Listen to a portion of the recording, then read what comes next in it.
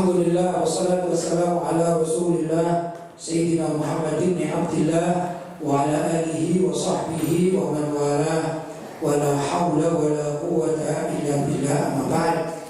Hadratul mukarramin, ma'asyiral ulama al-fudala, ma'asyiral asatidzah al-kurama, bapak-bapak, ibu-ibu, para santri yang dirahmati oleh Allah, wabil khusus orang tua kita yang kita cintai, kita muliakan, kita hormati dan kita tunggu barokah doa beliau al-walid di Basra Alawi. Mudah-mudahan beliau senantiasa diberi kesehatan, diberi umur panjang, sehingga dapat senantiasa menyertai kehidupan kita. Allahumma amin. Bapak-bapak dan ibu-ibu yang dirahmati oleh Allah, sebagaimana biasanya pada kesempatan yang mulia ini saya akan melanjutkan pembacaan kitab Risalah Ahli Sunnah wal Jamaah yang dikarang oleh Hadratus Syekh Kiai Hasyim Asy'ari.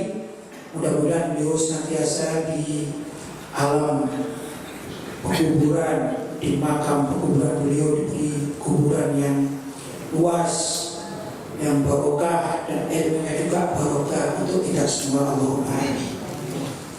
Sebagaimana pada kesempatan terdahulu tentang ulama dan orang Islam penduduk Jawa itu senantiasa berpegang teguh dengan pendapat-pendapat yang diajarkan oleh para ulama Ahlus Sunnah wal Jamaah. Kiai Hasyim Asy'ari juga mengukir beberapa pelanggaran-pelanggaran akidah yang dilakukan oleh aliran-aliran sesat, antara lain aliran yang dibawa oleh Syekh Muhammad bin Abdul Wahab dan kawan-kawannya. Juga ada aliran Syiah yang konon dimotori oleh Abdullah bin Sabah, orang Yahudi yang pura-pura masuk Islam. Kalau zaman sekarang ini tokoh spiritualnya adalah Khomeini. Itu juga sudah dibahas dalam pertemuan terdahulu tentang kesesatan mereka. Maka pada akhirnya Kiai Hasyim Asy'ari menukil beberapa aliran-aliran sesat yang harus diwaspadai oleh umat Islam di Indonesia, khususnya warga Ahlus Sunnah wal Jamaah, lebih khusus lagi adalah warga Nahdlatul Ulama. Kata Kiai Hasyim Asy'ari, wa minhum, di antara aliran-aliran sesat itu adalah Ibahiyun, yaitu kelompok Ibahi. Kelompok Ibahi itu kalau sekarang nggak begitu dikenal nama Ibahi, tapi kelompok Ibahi ini dibagi beberapa macam, atau ada dalam kelompok Ibahi ada sekte-sekte juga bagian-bagian. Karena kelompok Ibahi ini kalau orang zaman sekarang lebih kenal dengan kelompok yang namanya Wahdatul Wujud. Apa itu? Kalau bahasa Jawa dikatakan manunggaling kawula Gusti. Manunggaling kawula Gusti, yaitu menyatunya hamba dengan Tuhannya. Itu kelompok-kelompok yang masuk dalam pembagian Ibahiyun. Tapi bukan hanya itu, banyak kelompok-kelompok Ibahi ini juga terbagi bagian lain. Antara lain itu kelompok manunggaling kawula Gusti, yaitu mereka yang ibadahnya cuma tafakur, hanya berpikir saja, mengingat Allah, tidak ada gerakan sholat, ya, gerakan sholat, gerakan zakat, gerakan puasa, gerakan haji itu tidak ada bagi mereka.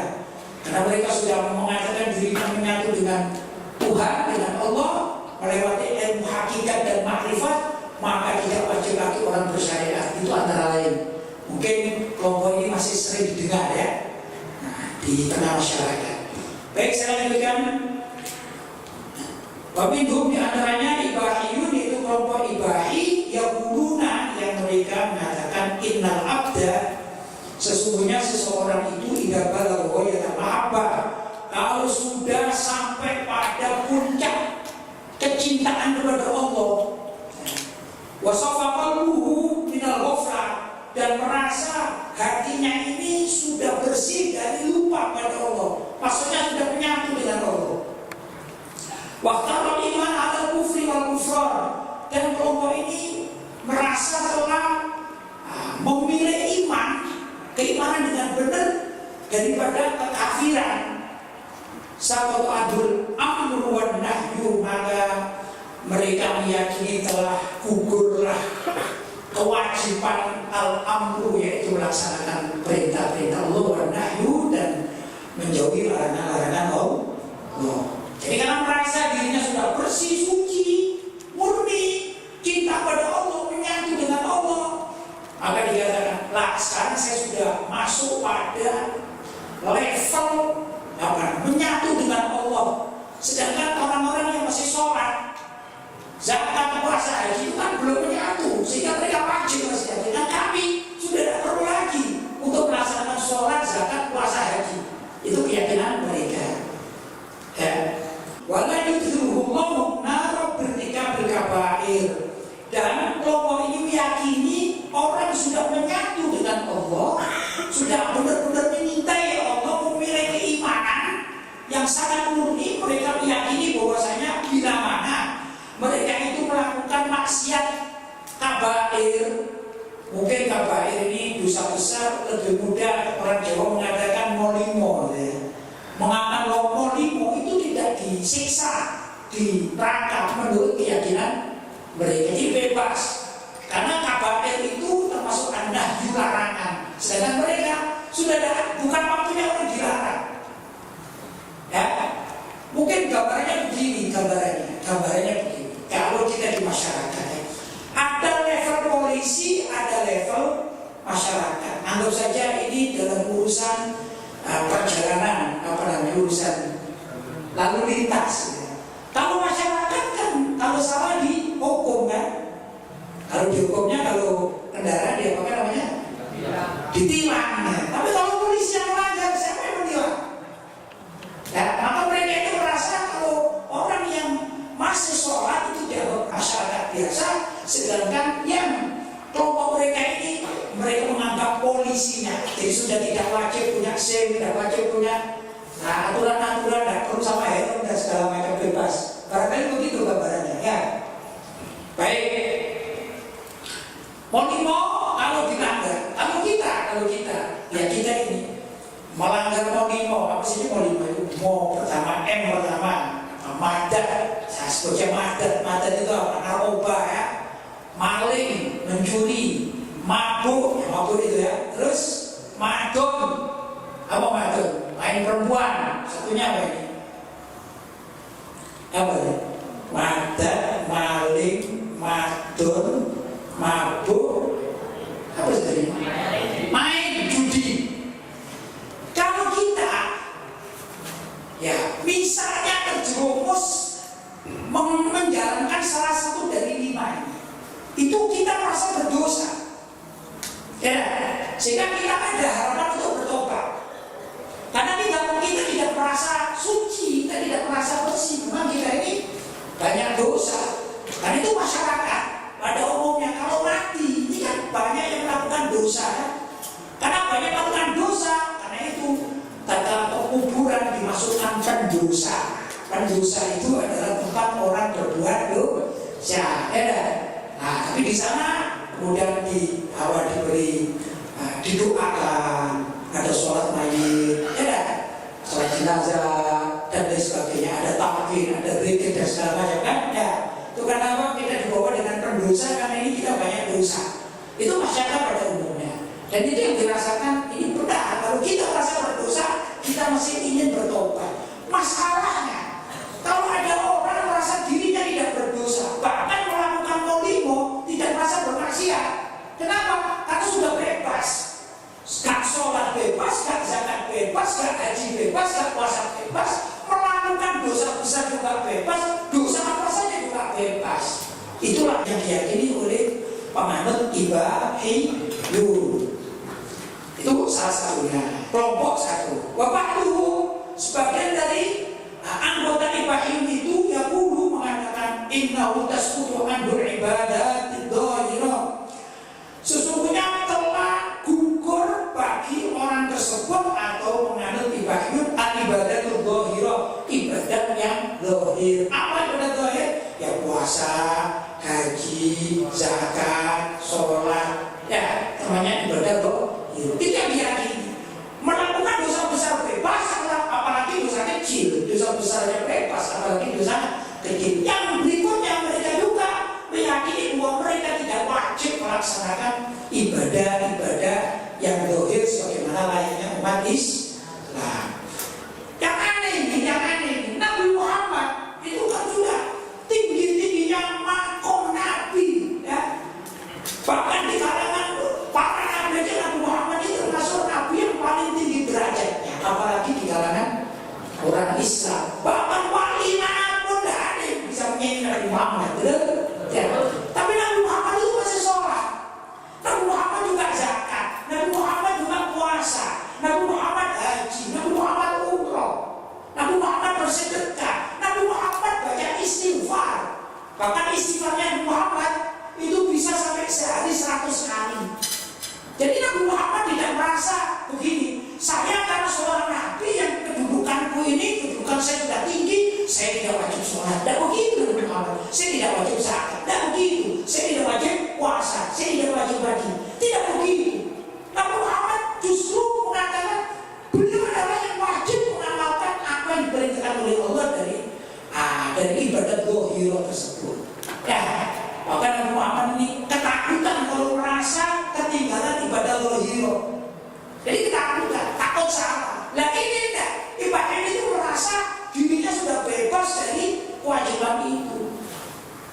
Jadi otomatis bisa kita katakan mereka mengaku dirinya lebih tinggi derajatnya daripada Nabi Muhammad Sallallahu Alaihi Wasallam. Mungkin di antara kita pernah dengar ada orang mengatakan, ayo kita sholat. Sholat itu adalah tingkatannya orang mencari syariat. Kalau aku sudah wajib, itu berarti mengatakan, ketahuilah diriku ini sebenarnya lebih tinggi kedudukannya dari Nabi Muhammad Sallallahu Alaihi Wasallam. Karena Nabi Muhammad masih mengamalkan syariat, sedangkan aku sudah tidak wajib lagi syariat, tapi berhakikat dan bermakrifat. Na'udzubillahi min dzalik. Itulah kesesatan yang diterangkan oleh Kiai Hasyim Asy'ari. Wa takunu ibadatuhu at-tafakkur wa tahsinal akhlaqil batinah. Maka jadilah ibadat mereka itu tafakkur, hanya mikir saja, ingat Allah, eling. Nah, di Jawa juga ada aliran namanya eling, ya, ibadahnya cuma eling, ya, kan gitu kan? Nah, ini salah. Jadi ibadah bukan itu, eling itu mikir itu ya ibadah, tapi ibadah yang wajib adalah yang zahir seperti sholat, puasa, zakat, haji. Patahsinal akhlakil batinah, dan memperbaiki akhlak yang batin. Apa akhlak batin? Mereka mengatakan yang perlu diperbaiki adalah hubungan dirinya dengan Allah, namanya akhlak al-batinah. Akhlak al-batinah ini perlu, kita ini wajib untuk memperbaiki tahsin untuk berakhlak kepada Allah, tapi tidak lepas dari kewajiban kita untuk beribadah Allah. Ya. Nah, alhamdulillah saya duduk di sini semuanya secara zahir akhlaknya baik kepada Allah SWT. Saya contohkan satu akhlak yang baik kepada Allah SWT menurut para ulama salaf. Antara lain, ulama salaf terdahulu itu tidak mau melepas peci sehingga rambutnya ini kelihatan. Karena itu di dalam ajaran fikih ada satu ajaran begini. Kalau kalian tajdidul wudu, kalian sudah punya wudu 3 batal. Misalnya kalian ini sholat sebelum sholat maghrib wudu, kemudian setelah sholat maghrib kalian menunggu isya, tidak batal. Begitu ada isya, itu menurut para ulama fikih disunahkan tajdidul wudu, mengulang wudu walaupun tidak batal. Itu ya, ini sunnah. Ada satu peristiwa di situ yang perlu dicermati. Nah, tak kala kita ini tajdidul wudu, maka bolehlah tak kala kita waktunya mengusap rambut, itu bukan rambutnya yang diusap, tapi pecinya atau imamahnya pada zaman dahulu. Jadi habis mengusap, habis membasuh wajah, membasuh tangan, kemudian rambut, kan mengusap rambut, ambil air yang dibasah ini imamahnya atau pecinya tanpa harus melepas peci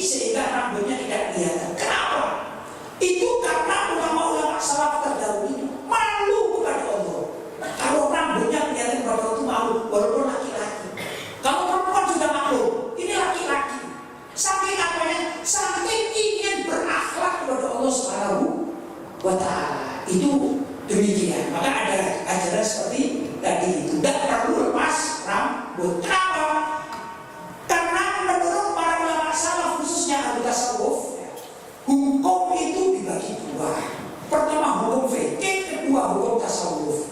Kalau hukum fikih seperti kita pelajari contoh, hukum fikih secara masyhur bahwasanya aurat wanita itu di luar sholat itu ada dua pendapat. Pertama pendapat paling kuat yaitu jami'u badaniha, semua badannya tanpa kecuali, jadi wajahnya pun wajib ditutupi. Ya, maka kalau ada orang bercadar itu tidak salah menurut fikih ulama salaf ahli sunnah wal jamaah. Mau empat mazhab itu siapa saja, Hanafi, Maliki, Syafi'i, Hambali, qaul ini ada, pendapat ini ada, semuanya.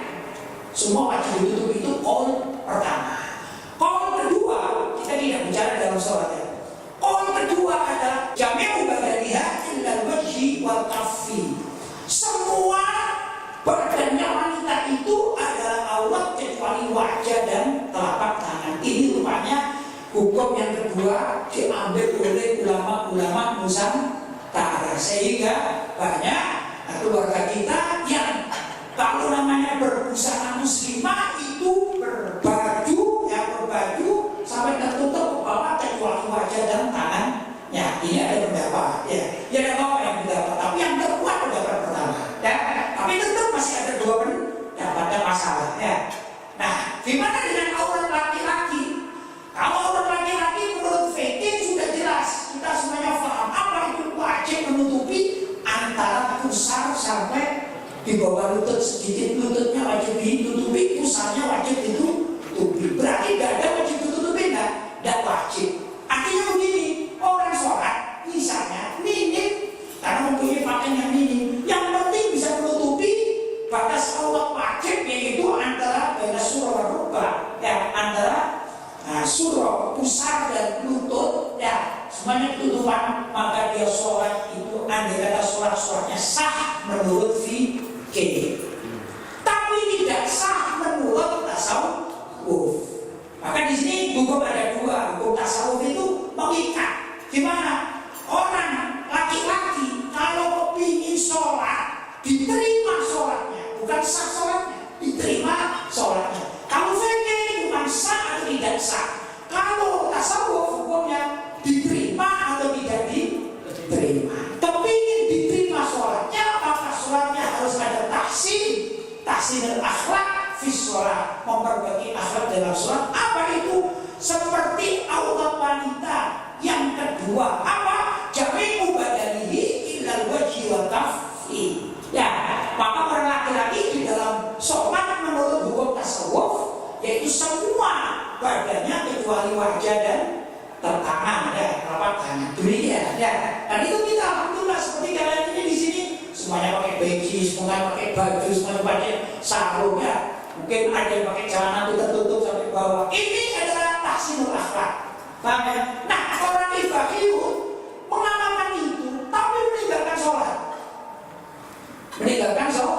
Nah, ini juga sesat. Jadi yang benar adalah mengumpulkan antara hukum wajib fikih yaitu wajib sholat dengan tahsinul akhlak, wajib tentang memperbaiki akhlak kepada Allah Subhanahu wa Ta'ala. Itu yang benar adalah Ahlussunnah wal Jamaah.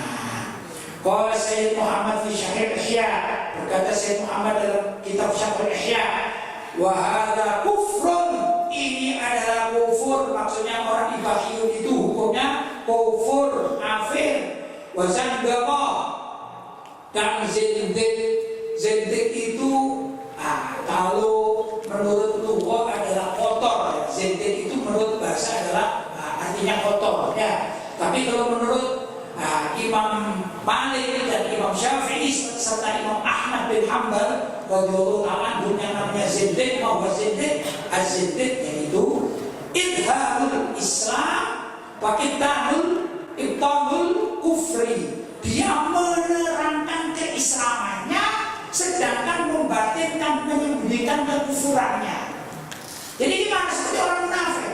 Orang munafik itu kan kalau ketemu sama sesama Islam kan seakan-akan dia Islam, ya. Tapi tatkala dia keluar dari arena umat Islam, maka dia menampakkan kekafiran dengan kelompok mereka. Itu menurut tiga imam imam tadi ya, Imam Malik, Imam Syafi'i dan Imam Ahmad bin Hanbal. Wa dhalalah, dan juga sesat katanya Syekh Sayyid Muhammad fi Syarh Ihya, walakinnal ibahiyuna, tetapi ibahiyun itu mawjuduna min qadimi zaman, sudah ada zaman dahulu kala. Jahalah, mereka adalah orang-orang bodoh. Dhalalah, mereka adalah orang-orang sesat. Laisa lahum ra'sun, tidak mempunyai pemimpin. Ya'lamul ilmu syar'iyyah, yang memahami ilmu syariat kama yang bagi sebagaimana ada umumnya. Jadi pimpinan mereka itu dulunya adalah orang-orang bodoh ya, tapi ingin bertasawuf. Nah ini bahayanya, orang bodoh belum mengerti syariat, belum mendalami ilmu agama, ilmu fikih, tapi terjun ke dunia tasawuf. Maka tasawufnya ini tasawuf yang sesat. Kalau tasawuf dalam Ahlussunnah wal Jamaah itu adalah tasawuf yang berbingkai syariat. Jadi beberapa waktu yang lalu saya pergi ke komunitas Aceh, dari Aceh juga ketemu juga di Batam. Ini ada orang-orang di Bahiun, ini ada. Cuma beda dengan apa yang diterangkan oleh Kiai Hasyim Asy'ari. Ini salah satu sekte Bahiun. Ada kan banyak ya. Beda dengan yang tadi sudah disebutkan. Itu mereka pertama meyakini, ini orang-orang tidak punya agama, bukan tidak punya ilmu, tapi beragama, membaca Al-Quran, mempelajari Al-Quran tanpa guru, akhirnya sesat. Sekarang ini ada pengamat tasawuf dan hakikat, ya, tidak mau syariat. Lah keyakinan mereka aneh. Mereka ini membaca Al-Quran, khususnya surat Al-Ikhlas, Qul huwallahu ahad. Itu mereka memahami dhamir buah di dalam Qul huwallah. Dhamir buah itu merujuknya kepada anta yang ada di dalam lafaz Qul. Jadi Qul anta dalam huruf hai Muhammad, ya, huwa anta yaitu huwa Muhammad. Qul huwa Allahu ahad, adalah Allah yang Maha Esa. Jadi mereka meyakini bahwa Nabi Muhammad itu adalah Allah, jelmaan Allah. Persis seperti orang Nasrani. Orang Nasrani itu ya kan meyakini bahwasanya Nabi Isa itu adalah jelmaan Allah di muka bumi. Karena itu Allah berfirman, laqad kafara alladziina qalu innallaha huwal masih ibnu Maryam. Sungguh telah kafir orang yang meyakini bahwasanya Allah itulah ibnu Maryam, yaitu Nabi Isa. Ini murtad, bukan murtad, ini kafir menurut Al-Qur'an. Nah, ada kelompok juga ikut dalam ibahiyun yang berbeda dengan orang Nasrani, itu serupa. Mereka mengatakan bahwa Nabi Muhammad itu jelmaan Tuhan. Jelas ini adalah orang-orang bodoh, orang-orang sesat. Bahkan kalau dikiaskan dengan ayat tadi, ayat tentang orang-orang yang mengatakan Allah adalah Isa bin Maryam, maka orang tersebut sudah kufur, na'udzubillah min dzalik. Dan ini banyak pengikutnya, ya. Alhamdulillah di Jawa Timur ini tidak dengar, tapi Jawa Timur masih ada orang yang eling, ada orang yang mengikuti manunggaling kawula Gusti, atau lebih ya, kebatinan yang dulu dimotori di Jawa ini oleh Syekh Sidi Jenar. Perlu diketahui Syekh Sidi Jenar itu di zaman Wali Songo, ya. Wali Songo ini adalah orang-orang pengikut tasawuf berbingkai syariat yang dimotori oleh Imam Al-Junaid Al-Baghdadi, dilanjutkan oleh Al-Imam Abu Hamid Al-Ghazali, dan juga Al-Habib Abdul Haddad. Itu yang ada di Indonesia tasawufnya sesuai dengan syariat. Tapi ada juga pelaku pengikut Sidi Jenar. Apa itu? Yaitu manunggaling kawula Gusti. Dulu tatkala Wali Songo ini mengetahui tentang adanya pemahaman Sidi Jenar yang seperti itu, panjang sejarahnya, saya ringkas. Akhirnya para Wali Songo ini mufakatan atau musyawarah, mengadakan musyawarah nasional, ya, Munas Wali Songo, ya. Dalam Munas itu mereka bahsul masail, ya, bahsul masail tentang gimana orang yang tidak mau sholat, dia meyakini dirinya menyatu dengan Allah. Maka muncullah fatwa mati yang dikeluarkan oleh para wali songo ditujukan untuk Sidi Jenar. Ya, sehingga Sidi Jenar dihukum mati, walaupun setelah dihukum mati itu riwayatnya panjang, tidak dihukum mati. Ada yang mengatakan Sidi Jenar bunuh diri, diikuti oleh pengikut-pengikutnya. Ya, ada yang mengatakan diedam, ya dibunuh, diketok palu. Ada riwayat macam-macam yang saya baca. Ada yang mengatakan pengetok palunya itu adalah Sunan Giri, tapi ada yang mengatakan yang lain. Itu namanya sejarah, maklumlah seperti itu sejarah ya. Gila ya. Tapi itulah cerita secara umum bahwasanya kita sebagai pengikut Wali Songo, orang Islam Indonesia, Ahlussunnah wal Jamaah, Aswaja khususnya NU, itu kalau ziarah biasanya ziarah Wali Songo, bukan ziarah Sidi Jenar. Nah, kenapa? Karena Sidi Jenar di fatwa mati dianggap sesat oleh para wali Songo. Karena itu kita tidak perlu mengikuti ajaran Sidi Jenar, kita mengikuti ajaran Wali Songo saja ya, yang membingkai tasawuf dengan syariat. Nah, itu namanya wali. Wali Songo itu wali ya kan? Beliau sholat, zakat, puasa, melakukan fikih. Seperti Nabi Muhammad SAW, tapi tetap predikatnya sampai detik ini namanya Wali Songo. Ya, depan ada yang mengatakan, oh Sidi Jenar wali, kita ingat. Kenapa kita ikut Wali Songo? Kalau misalnya ada pengikut Sidi Jenar datang ke sini, kami ini sebenarnya menerangkan, kami ini pengikut Sidi Jenar itu begini dan begitu misalnya ajarannya. Kita katakan kami adalah pengikut Wali Songo, maka akan kami fatwa mati pengikut Sidi Jenar, mengikuti siapa? Para Wali Songo. Ya, itu sebenarnya kita tegas, kita benar sesuai dengan syariat. Itulah yang diajarkan oleh Mbah Hashim Asy'ari. Mudah-mudahan apa yang saya sampaikan ada manfaatnya.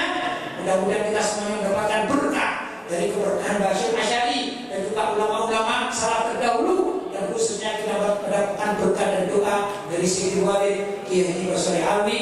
Mudah-mudahan kita semua selamat di dunia dan dunia akhirat. Mungkin apa yang saya sampaikan ada hal-hal yang kurang tepat, saya mohon maaf yang sebesar-besarnya. Ada